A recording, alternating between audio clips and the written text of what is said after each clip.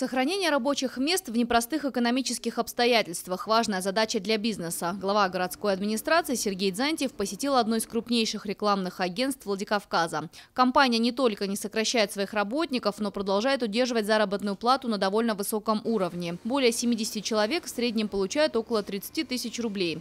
Основной пункт заработка – производство рекламной продукции. Однако кризис заставляет обращать внимание не на совсем традиционные для рекламного агентства области. Компания предлагает услуги изготовления промышленных полов. Специальное оборудование позволяет изготавливать их с верхним упрочненным слоем. Такие полы подходят для промышленных помещений и крупных площадок с большой посещаемостью.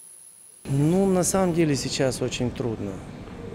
Очень трудно, заказов становится меньше.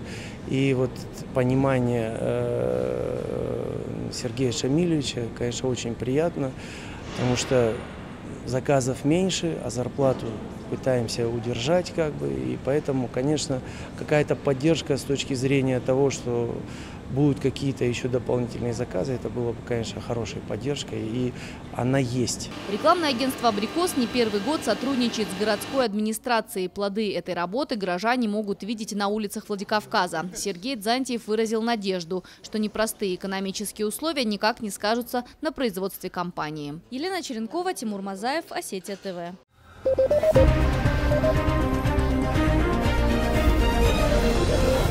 Thank you.